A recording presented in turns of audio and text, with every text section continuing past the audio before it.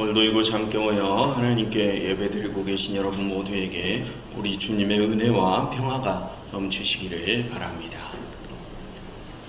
지난주에 우리는 이 출애굽기의 마지막 절정부가 성막 예배와 관련된 내용임을 배웠습니다. 그것은 그 성막 예배가 오직 하나님께만 집중된 예배였기 때문이었죠.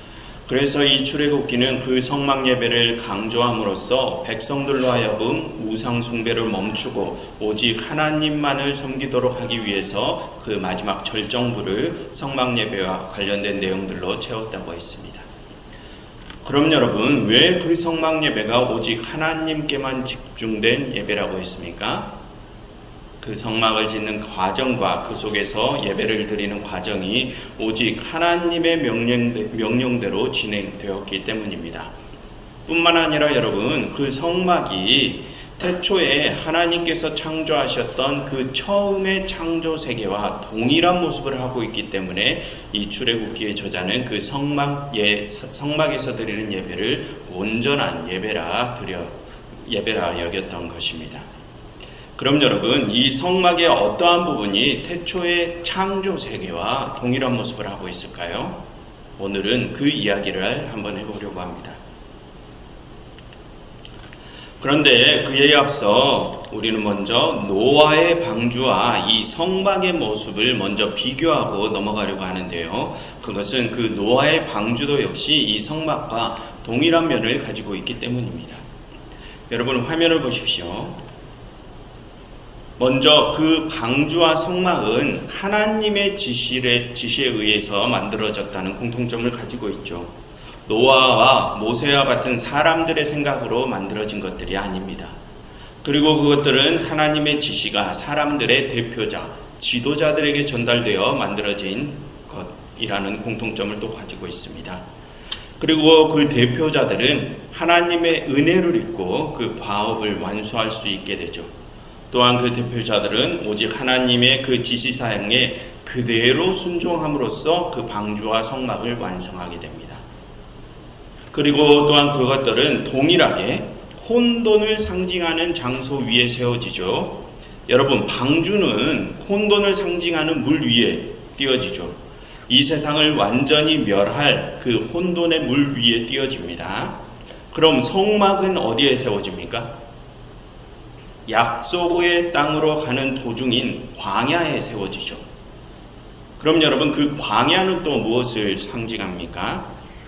아직 아무런 질서도 확립되지 않은 곳, 그 광야도 혼돈의 장소를 상징합니다. 그래서 그 성막도 역시 그런 혼돈을 상징하는 광야 위에 세워지게 됩니다. 또한 방주와 성막은 동일하게 운반의 기능을 가지고 있는데요. 방주는 사람들을 혼돈의 바다에서 마른 땅으로 실어 나르는 역할을 하고요. 성막은 사람들을 혼돈의 땅에서 약속의 땅으로 운반하는 기능을 하고 있습니다. 그처럼 그 방주와 성막은 무질서의 세계에서 질서의 세계로 사람들을 실어 나르는 역할을 합니다. 그리고 여러분, 홍수가 끝나고 방주의 덮개가 열린 날이 새해의 첫날이라고 창세기 8장에는 기록되어 있습니다. 그것은 그 방주의 덮개가 열린 날이 새롭게 재창조된 세상의 시작임을 알리는 것이죠. 그런데 성막이 봉헌된 날 또한 새해의 첫날로 이렇게 정해집니다. 즉, 이 성막이 봉헌된 날도 역시 재창조된 세상의 시작일임을 알리는 것입니다. 그처럼 여러분, 과거의 그 노아의 방주와 이 성막은 무질서한 세상에 새롭게 재창조된 질서의 세상을 상징적으로 보여준다는 공통점을 가지고 있습니다. 그럼 여러분, 왜 그 방주와 이 성막이 그렇게 하나님의 재창조의 도구로 사용되는 것일까요? 그것은 그 방주와 성막이 하나님께서 처음에 만드셨던 아름다운 창조 생계를 닮았기 때문입니다. 그럼 그것들의 무엇이 그 태초의 창조 세계를 닮았느냐? 이제 그것을 살펴보겠습니다. 여러분, 태초에 이 세상이 창조될 때 어떻게 그 세상이 창조되었습니까? 하나님의 말씀으로 이 세상이 만들어졌죠. 그리고 이 세상이 창조되는데 사용된 여러 피조물들은 하나님의 그 명령에 따라서 질서 있게 만들어졌습니다. 그게 창세기 1장이 주는 메시지라고 했죠. 그처럼 태초의 창조 세계는 하나님의 말씀에 따라서 질서 있게, 그리고 피조물들의 협조와 순종 속에서 만들어졌습니다. 그럼 여러분, 방주와 성막은 어떻게 만들어졌습니까? 그것들도 역시 하나님의 말씀대로 질서 있게 만들어지죠. 또한 하나님의 일꾼들은 그 하나님의 말씀에 순종해서 그것들을 만듭니다. 즉, 그 방주와 성막도 태초의 창조 세계처럼 하나님의 말씀에 따라 질서 있게, 그리고 일꾼들의 협조와 순종적인 분위기 속에서 만들어집니다. 그럼 여러분, 하나님의 창조 세계와 성막이 그렇게 하나님의 말씀에 따라서 질서 있고 협조적이고 순종적인 분위기 속에서 만들어졌다는 것이 무엇을 의미할까요? 그것은 그 창조 세계와 이 성막이 하나님의 절대적인 통치권과 주권을 인정했음을 뜻합니다. 그처럼 태초의 창조 세계와 성막은 하나님의 명령과 인간의 절대적인 순종 속에서 만들어졌다는 공통점을 가지고 있습니다. 그럼 여러분, 그 성막에서 드리는 예배처럼 하나님께 진정한 예배를 드리고자 하는 사람들은 어떠한 모습으로 예배를 드려야 합니까? 하나님께서 명령하신 대로 오직 순종의 모습으로 그 예배를 드려야 합니다. 나의 바람이 아니라, 나의 뜻이 아니라 하나님의 바람과 뜻대로 예배를 드려야 하죠. 그것이 온전한 예배입니다. 우리는 여기서 그것을 먼저 생각해보고 넘어갈 수 있습니다.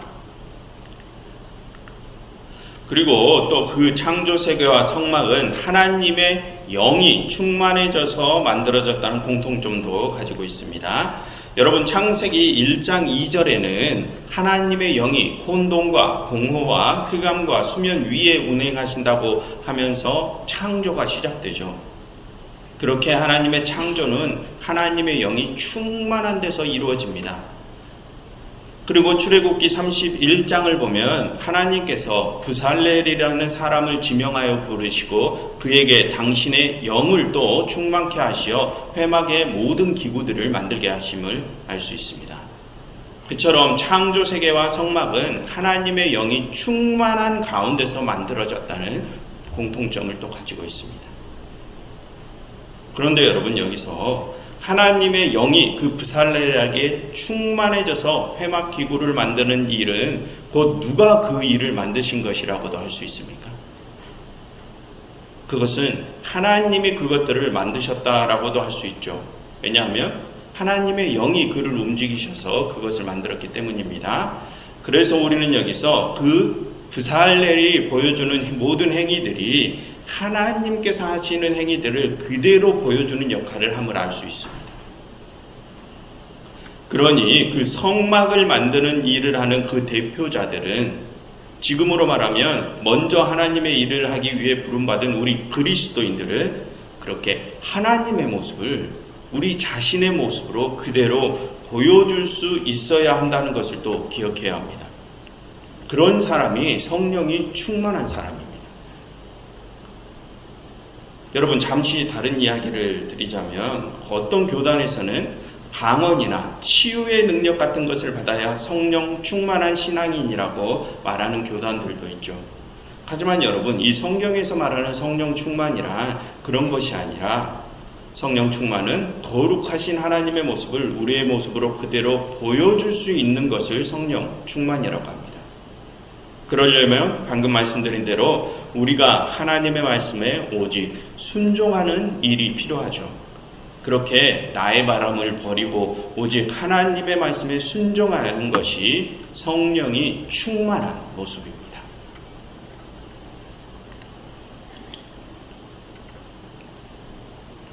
그리고 출애굽기 21장과 31장을 보시면 하나님께서는 성막을 만드는데 여러 귀금속들을 재료로 사용하라고 명하시죠. 그럼 여러분, 그게 어떤 의미일까요? 그 귀금속들은 태초에 하나님께서 만드셨던 그 창조 세계의 아름다움을 상징하는 것들입니다. 즉 성막의 아름다움은 하나님께서 보시기에 좋으셨던 그 태초의 아름다운 세상을 상징적으로 보여주죠. 그럼 여러분, 그것을 지금 우리 교회에 어떻게 적용할 수 있습니까? 이 예배당 안을 그런 금은 보석과 같은 귀금속들로 치장하라는 뜻입니까? 그게 아닙니다. 여러분, 지난번에도 살펴보았지만 과거 호세아, 아모스, 이사야와 같은 예언자들은 하나님께서는 화려한 성전에서 드리는 예배가 아니라 인애와 긍휼과 사랑의 예배를 원하신다고 선포했습니다. 무슨 뜻입니까? 우리가 드릴 아름다운 예배는 그런 금은 보화로 치장된 예배당에서 드리는 예배가 아니라는 뜻입니다. 긍휼과 자비와 사랑을 행하는 그런 아름다운 우리의 모습이 하나님께서 원하시는 진정한 예배라는 것이죠. 그게 하나님께서 보시기에 아름다웠던 그 태초의 창조 세계이자 성막 예배인 것입니다.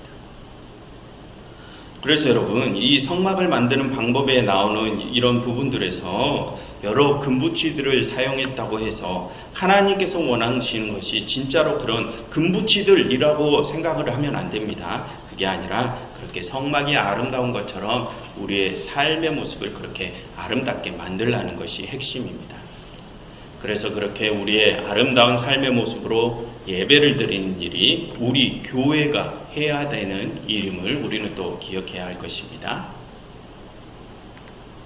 그럼 여러분, 그렇게 우리가 오직 하나님의 뜻에 순종하면서 우리의 아름다운 삶으로 온전한 예배를 드릴 때 어떤 일이 일어납니까?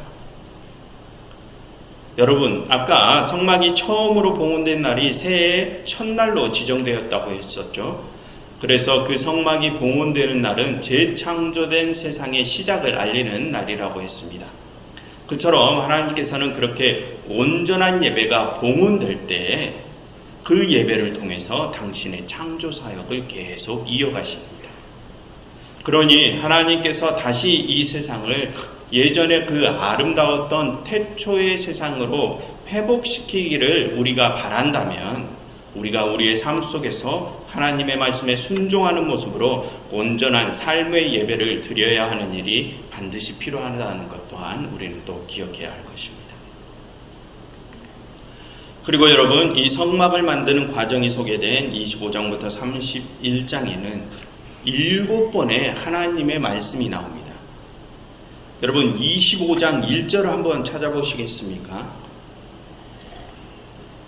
25장 1절을 찾아보시면 여호와께서 모세에게 말씀하여 이르시되 라는 문구가 나오죠. 그리고 그 뒤에 성막을 만드는 방법을 쭉 나열하고 뒤에 30장 11절에 가서 회막 공사에 쓰일 속전을 어떻게 낼 것인지에 대해서 말씀하실 때 다시 한번 하나님께서 모세에게 말씀하시되 라는 똑같은 문구가 나옵니다. 그리고 30장 17절과 24절과 34절 그리고 31장 1절과 12절에서 이렇게 총 7번 하나님께서 모세에게 말씀하시되 라는 그 문구가 똑같이 등장합니다. 7번입니다. 여러분, 그것은 태초에 하나님께서 7일 동안 세상을 창조하신 그 날들을 그 날들에 상응합니다. 그 7일 동안에도 하나님께서는 당신의 7 말씀으로 이 세상의 각 요소들을 창조하셨죠. 그리고 그 창조의 7일의 끝은 안식으로 끝나지 않았습니까? 그와 동일하게 출애굽기 31장을 보시면 이 성막을 만드는 과정도 그 안식일에 대한 규례로 끝이 납니다. 그처럼 하나님의 창조 세계와 이 성막은 또 하나님의 7 말씀으로 만들어지고 안식으로 끝이 난다는 공통점을 또 가지고 있습니다. 그럼 여러분, 그것은 또 무엇을 의미할까요? 그것은 우선 이 성막이 태초의 창조와 창조 세계와 밀접한 연관이 있음을 의미합니다. 그리고 또한 여러분 그 안식은 누구와 함께 하는 안식입니까? 하나님과 함께하는 안식이죠. 하나님의 품에서 그분의 보호하심을 받는 안식입니다. 그럼 여러분, 이스라엘이 다시 하나님의 그 보호하심을 받는다는 것은 또 무엇을 의미할까요? 하나님께서 당신의 백성들에게 신실하실 것이라는 언약이 다시 지켜진다는 뜻입니다. 하나님께서는 그 재창조된 세상에서 이스라엘과의 언약을 갱신하실 것이라는 뜻이죠. 여러분, 지난주에 이 출애굽기는 언제 쓰였다고 했습니까? 바벨론 포로기에 쓰였다고 했었죠. 그 포로기 때 이스라엘은 자신들의 우상 숭배 문제 때문에 하나님께서 자신들을 떠나셨다고 결론을 내렸다고 했습니다. 그래서 그들은 만약 이제라도 자신들이 우상 숭배를 버리고 다시 하나님을 섬긴다면 하나님께서 다시 자신들과의 언약을 기억하시고 자신들과 다시 함께 하실 수도 있을 것이라는 기대를 품고 있었다고 했었죠. 그런데 지금 하나님께서 뭐라고 말씀하십니까? 그들이 그들의 아름다운 삶의 모습으로 다시 온전한 예배를 드리면 그들과의 언약을 다시 갱신하실 것이라고 하십니다. 그래서 그들과 다시 함께 하시어 그들을 보호하시고 그들이 안식을 얻을 수 있게 해주시겠다고 말씀하십니다. 그런 면에서 또 태초의 창조 세계와 이 성막은 또 공통점이 있습니다. 그리고 또 하나님의 창조 세계는 때로는 이미 창조된 것들에서 재창조가 이루어지기도 합니다.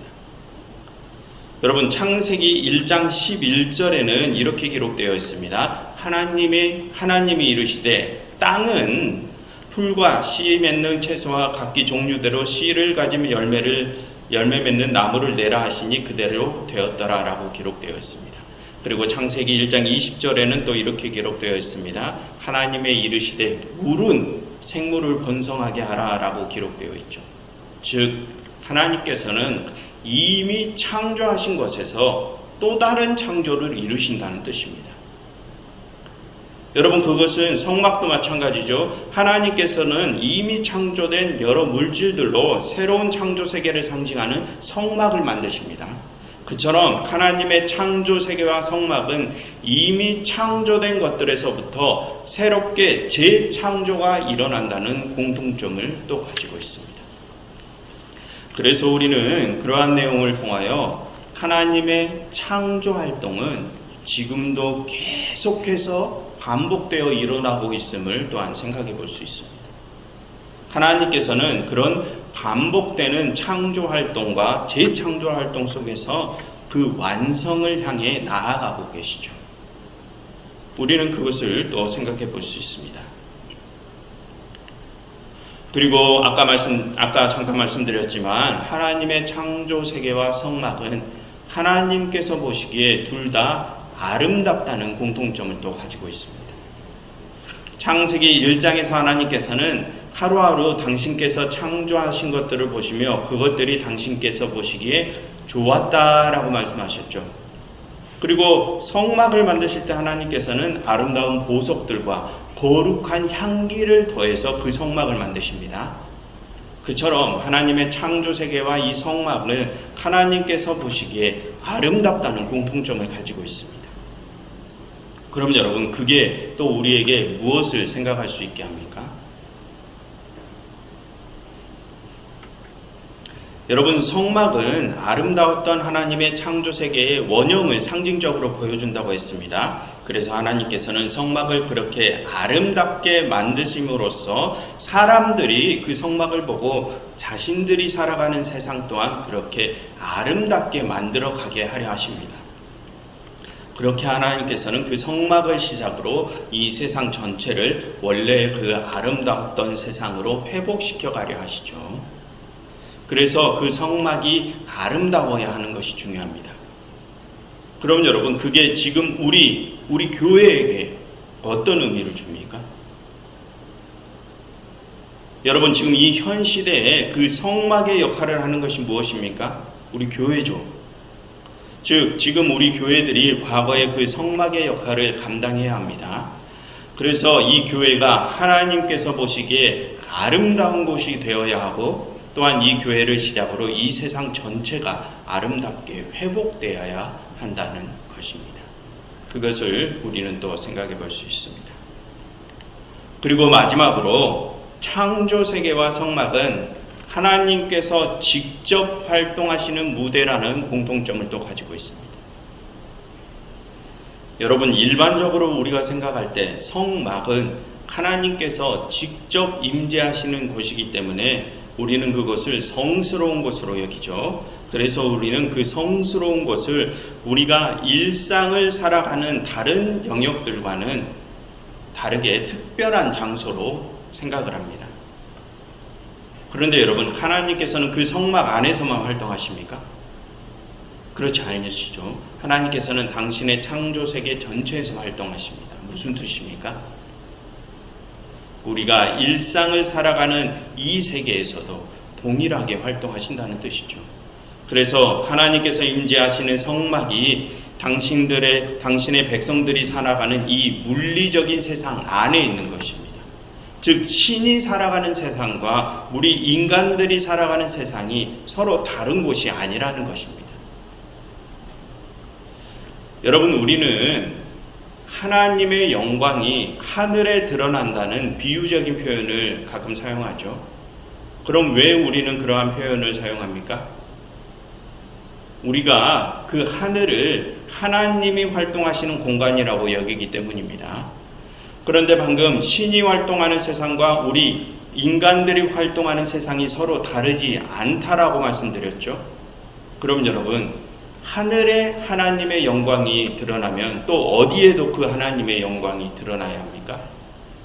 그렇게 하늘의 영광이 드러나는 것처럼 이 땅에도 역시 하나님의 영광이 똑같이 드러나야 합니다. 그럼 이 땅에도 그렇게 하나님의 영광이 드러나려면 어떻게 해야 합니까? 그 하늘의 영광을 이 땅에 보여줄 성막이 그 하나님의 영광을 드러내야 합니다.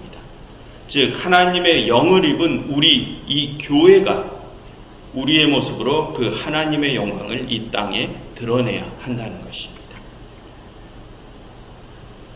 여러분, 성막은 무질서한 세상에 창조된 하나님의 질서의 세계를 상징적으로 보여주는 것입니다. 혼돈의 세상에 창조된 하나님께서 보시기에 지극히 아름다운 세계를 상징적으로 보여주죠. 그래서 여러분, 오늘 본문에서 하나님께서는 제사장들의 직분을 위임하시면서 그들을 어떻게 만드십니까? 그들을 거룩하게 만드십니다. 하나님께서는 그 제사장이 될 자들을 깨끗하게 씻기시고 그들에게 잘 짜여진 옷을 입히시고 향기로운 관유를 가져다가 그들에게 뿌려서 당신 앞에 데려오라고 하십니다. 그러면 그들에게 제사장 직분을 주시겠다고 하시죠. 무슨 뜻입니까? 그들이 그렇게 아름다운 모습이 될 때 그들이 제사장의 직분을 맡을 수 있다는 뜻입니다. 왜 그렇습니까? 그들은 하나님께서 창조하신 태초의 세상이 얼마나 아름다운 세상이었는지를 그들의 몸으로 보여주어야 하기 때문입니다. 그래서 여러분, 여기서 그 사람들이 거룩하게 되어야 한다는 것을 외모를 꾸미라 그런 뜻이 아닙니다. 그들의 마음과 그들의 삶을 그렇게 거룩하게 만들라는 뜻입니다. 그럼 여러분, 지금 현 시대에 그 제사장의 직분의 역할을 맡은 이들이 누구입니까? 바로 우리 그리스도인들입니다. 하나님께서는 우리를 그 성막의 제사장의 직분을 맡기기 위해 부르신 것입니다. 여러분, 우리가 이 예배당에 앉아서 반주에 맞춰서 노래를 부르고 손을 높이 든다고 해서 하나님의 영광이 드러나는 것이 아닙니다. 그리고 또 우리가 하나님 영광 받으세요 한다고 해서 하나님의 영광이 드러나는 것이 아닙니다. 그 하나님의 영광은 이 세상 가운데서 우리가 우리의 삶으로 하나님의 창조 세계의 아름다운 모습을 드러날 때, 그때에 세상 사람들이 그 모습을 보고 하나님의 영광을 바라보게 되는 것입니다. 그때에 하나님의 영광이 이 세상 가운데 드러나게 되는 것입니다. 그 일을 위해서 하나님께서는 우리를 먼저 부르셨습니다.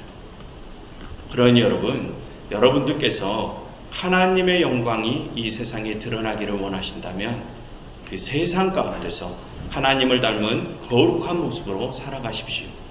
혼돈과 무질서가 있는 세상 가운데서 아름답고 질서 있는 모습으로 살아가시어서 그 혼돈의 세상에 하나님의 영광을 드러내 주십시오. 그래서 태초에 하나님께서 창조하셨던 그 아름다운 세상이 이미 우리 가운데 다시 가까이 와 있음을 증거하시며 살아가시는 여러분들이 되시기를 간절히 바랍니다. 기도하겠습니다. 하나님, 저희가 이 혼돈의 세상 가운데서 저희의 온 몸으로 당신의 영광을 드러내는 삶을 살아가게 하시옵소서. 예수 그리스도의 이름으로 기도드렸습니다.